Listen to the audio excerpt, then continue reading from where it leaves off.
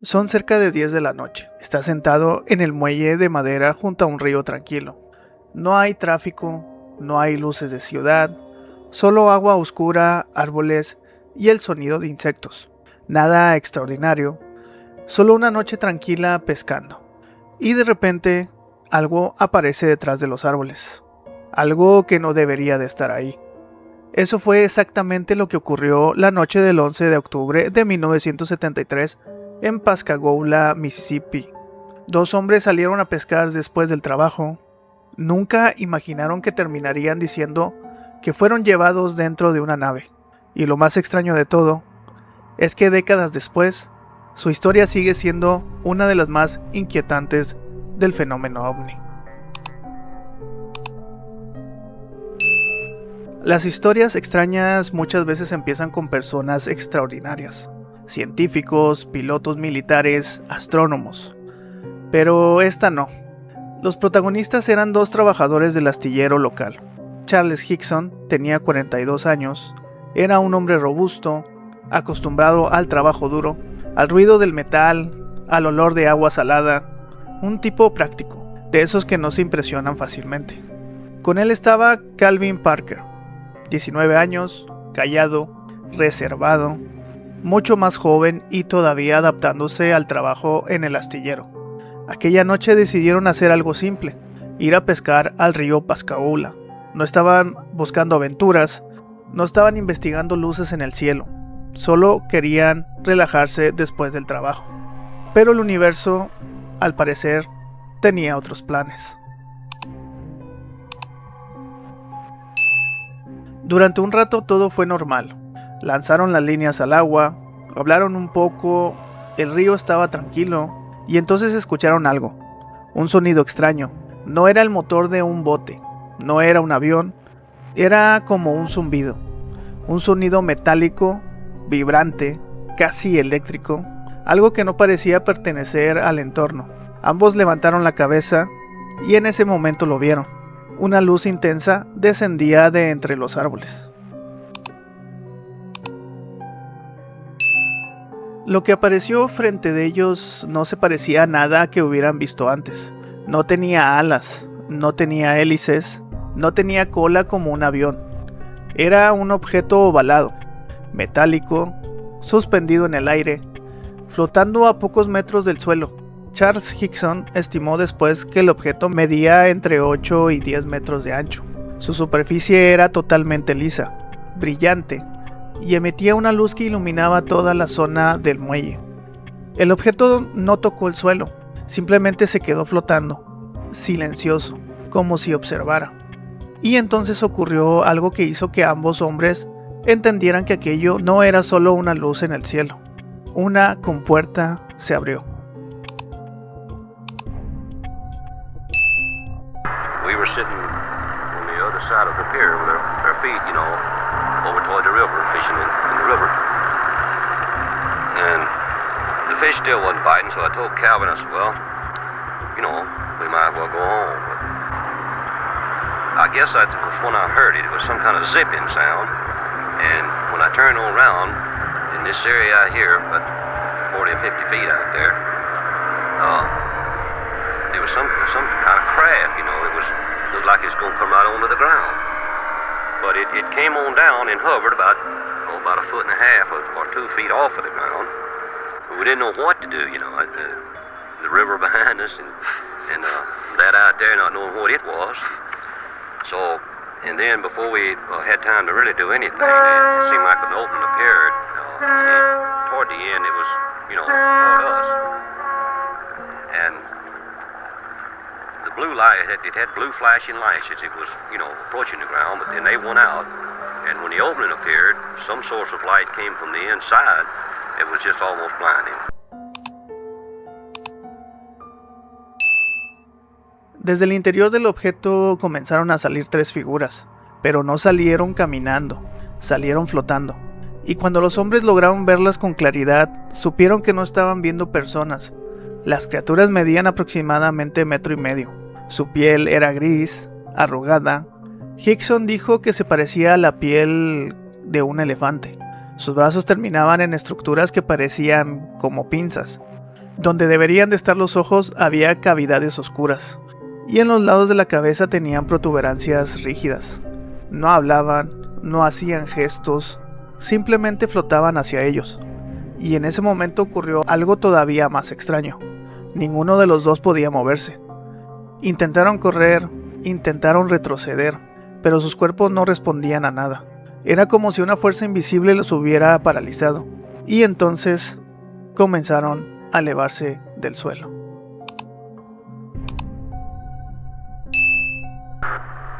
Of course, we could see them in the opening coming from, when it started out to craft. But Did you think it was people coming out at first? Well, they had. I kind of thought it was people at first, off like that.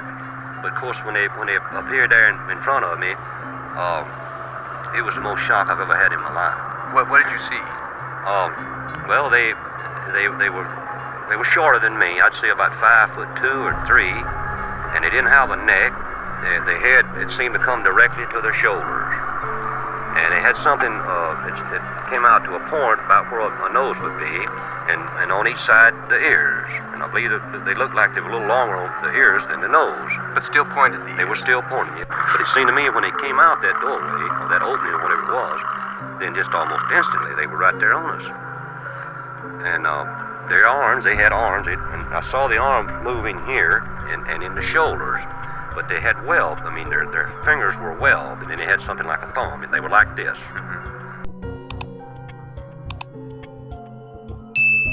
Los dos hombres fueron llevados hacia el objeto sin que ninguna de las criaturas lo tocara. Sus cuerpos flotaban, como si la gravedad hubiera dejado de existir.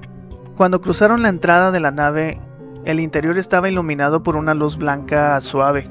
No había cables, no había pantallas, no había botones visibles. Todo parecía limpio, minimalista, casi clínico. Charles Hickson fue colocado frente a algo extraño, una esfera flotante, una especie de dispositivo mecánico que comenzó a moverse alrededor de su cuerpo. Hickson la describió como un ojo mecánico.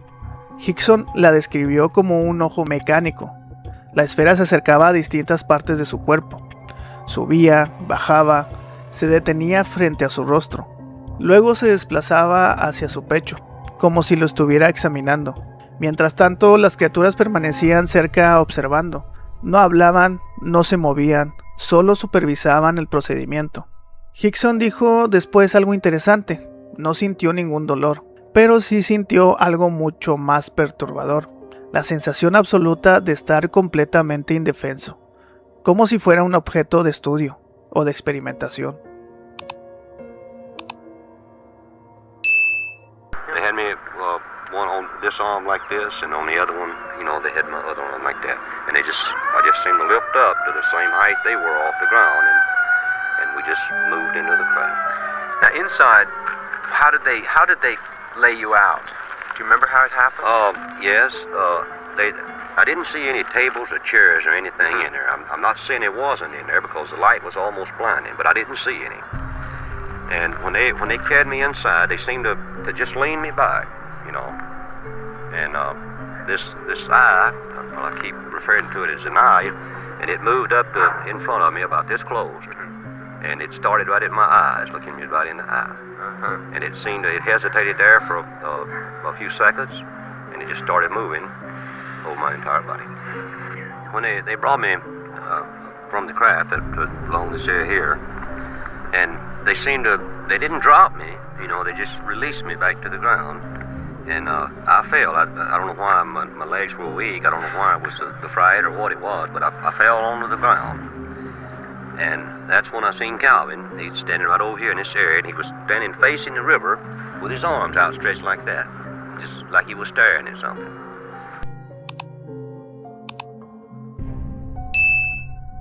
Después de lo que él calculó fueron apenas unos minutos, el examen terminó. Las criaturas volvieron a acercarse, y nuevamente sin tocarlo, lo guiaron hacia la salida. Ambos hombres fueron depositados exactamente donde habían estado pescando. El objeto se elevó lentamente, se quedó suspendido unos segundos sobre el río, y luego aceleró a una velocidad increíble. Desaparecieron en la oscuridad, el silencio volvió, los insectos seguían cantando, y el río seguía fluyendo. pero nada era igual.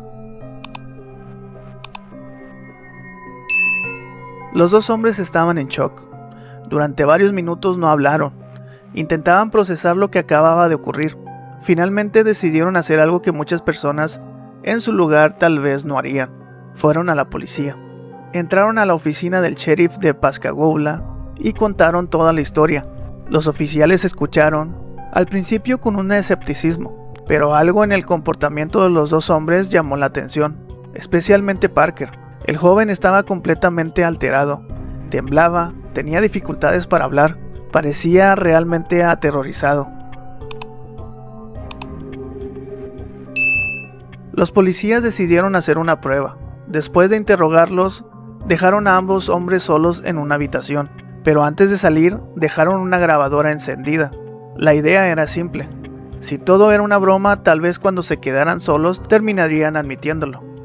Pero lo que captó la grabadora fue algo diferente. Calvin Parker estaba respirando con dificultad, claramente asustado.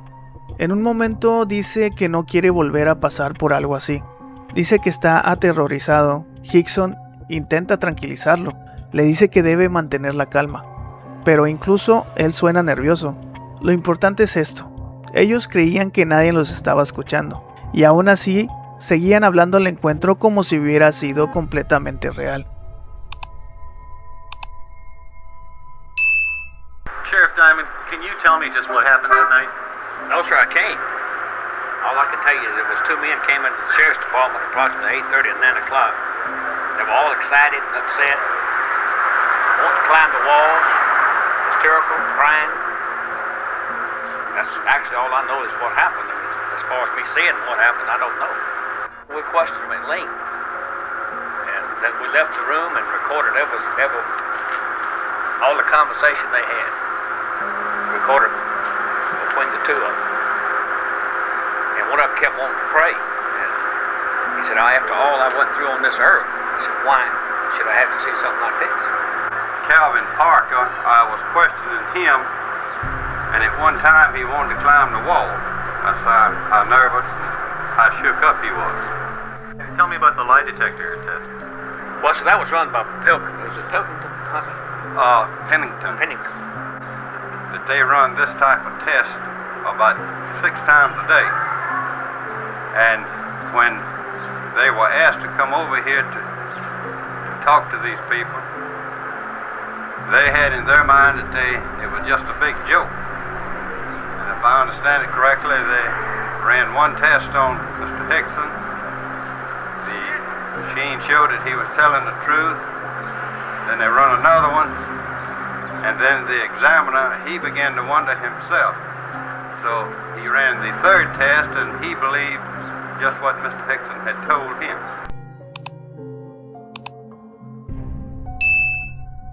La historia comenzó a circular rápidamente. Periodistas llegaron a Pascagoula, investigadores del fenómeno ovni también. El lugar del encuentro fue examinado, se tomaron fotografías, se realizaron entrevistas. Pero lo que más llamó la atención fue la consistencia del relato. A lo largo de múltiples entrevistas, los detalles se mantenían. Las criaturas, el objeto, el examen dentro de la nave, todo seguía siendo lo mismo. Y eso hizo que el caso Pascagoula se convirtiera en uno de los encuentros más conocidos de los años 70. Hay algo que hace este caso particularmente curioso. Las criaturas descritas por Hickson no se parecían a los extraterrestres típicos de la cultura popular.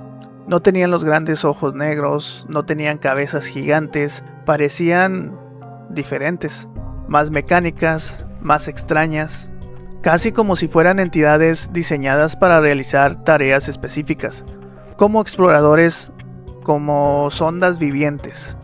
Y ese detalle hizo que algunos investigadores consideraran una posibilidad inquietante. Tal vez esas criaturas ni siquiera eran los verdaderos visitantes. Tal vez eran simplemente los instrumentos. I think there has to be a reason why that Calvin and me was picked. Maybe because you could take it. Well, it might be.